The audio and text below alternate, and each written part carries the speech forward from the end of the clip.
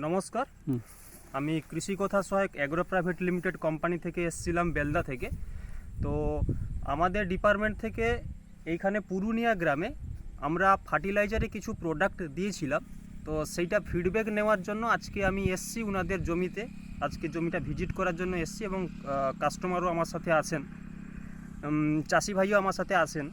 তো সেই হিসাবে আমরা চাষি ভাইয়ের ফিডব্যাকটা নেব এবং ওনার সাথে পরিচয় করাবো আমাদের প্রোডাক্টের কাজ কী রকম হয়েছে এবং আজকে 1-1.5 মাস রোপণের রেজাল্ট কী রকম হয়েছে সেটা আমরা আজকে দেখাবো। আচ্ছা আচ্ছা, আপনার নামটা বলুন। কালীচরণ বেড়া। আচ্ছা, আপনার পরিচয়টা বলুন। বাড়ি পুরুলিয়া, পোস্ট অফিস বেগুনিয়া, থানা মোহনপুর, জেলা মেদিনীপুর, পশ্চিম মেদিনীপুর। আচ্ছা, তো আপনি যে আমাদের কাছ থেকে যে নিমজাইম যে প্রোডাক্টটা নিয়েছিলেন কৃষি কথা সহায়ক অ্যাগ্রো প্রাইভেট লিমিটেড কোম্পানি থেকে, তো প্রত্যেক বছরই আপনি চাষ করেন রাসায়নিক সারের উপরে। এবছর আপনি আমাদের এই প্রোডাক্টটা আপনার জমিতে ব্যবহার করেছেন এবং ব্যবহার করে আপনার জমিতে রেজাল্ট কী রকমভাবে এসছে, মানে কি অনুভব করতে পারছেন আপনি? রেজাল্ট ভালো হয়েছে। আচ্ছা, আগের তুলনায় এবারে কী রকম হয়েছে? আগের তুলনায় এবারে ভালো, উন্নত, খুবই ভালো হয়েছে। আচ্ছা, আপনি আমাদের কাছ থেকে যে প্রোডাক্টটা নিয়েছিলেন তার সারের ব্যাগটা একটু দেখান চাষিদেরকে।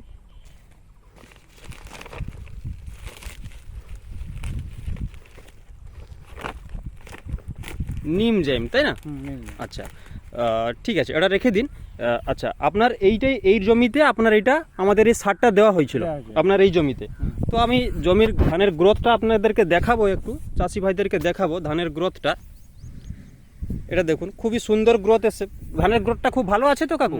ভালো আছে। আচ্ছা, এবারে আমাদের এইখানে এবছর আমাদের একটা হলুদ রোগ এসেছিল চাষি ভাইদের, তো প্রত্যেকের এসেছিল।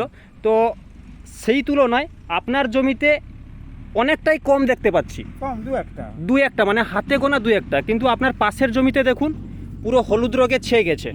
দেখতে পাচ্ছেন প্রত্যেকটা গাছেই কিন্তু হলুদ রোগ। এই দেখুন পুরো মরে গেছে একদম গাছগুলো। কিন্তু আপনি যে আমাদের এই নিমজাইম সারটা ব্যবহার করেছেন আপনার কিন্তু সেরকম আসেনি, তাই না? আচ্ছা, আপনার একই সঙ্গে আমি একটা জিনিস দেখতে পেলাম যে আপনার একই সঙ্গে রোপণ হয়েছিল, মানে আপনার জমি থেকে আরও 15-20 দিন আগে রোপণ হয়েছিল আপনার পাশের জমিটা, এই জমিটা, এটা বলছেন আপনার ভাইয়ের জমি, তাই না?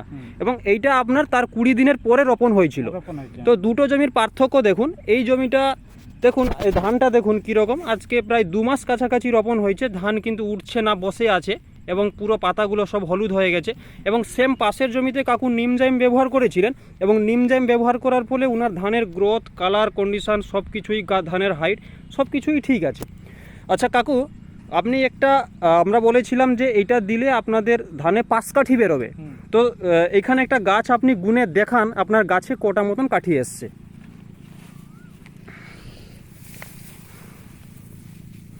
1 2 3 4 5 6 7 8 8 9 10 11 12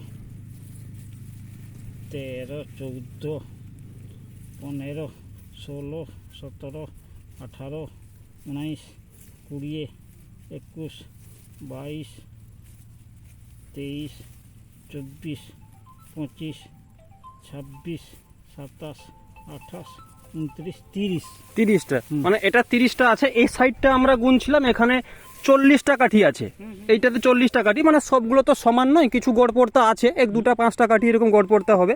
এবং আমরা যে আপনাকে বলেছিলাম যে গাছের পাতা সরু থাকবে আমাদের এই সারটা দেওয়ার পরে, তো আপনার ধান গাছের পাতাটা কি সরু আছে? হ্যাঁ, সরু আছে। তাহলে আপনার চাষের সম্বন্ধে কোনো সমস্যা নেই তো এই সারটা দেওয়ার পরে? আচ্ছা, এই ফিডব্যাকটা আমাদের যারা চাষি ভাই আগামী দিনে যারা ব্যবহার করবেন ওই ফিডব্যাকটা দেখবেন। তো চাষি ভাইদের উদ্দেশ্যে আপনি কি বলবেন? না, মোটামুটি এটা কাজ করছে ভালো এবং সারও কম লাগছে। আমরা বলেছিলাম যে সার কম দিতে হবে, সারও কম লেগেছে আপনার। তো চাষি ভাইদেরকে বলছেন এই প্রোডাক্টটা ব্যবহার করার জন্য। ধন্যবাদ, নমস্কার।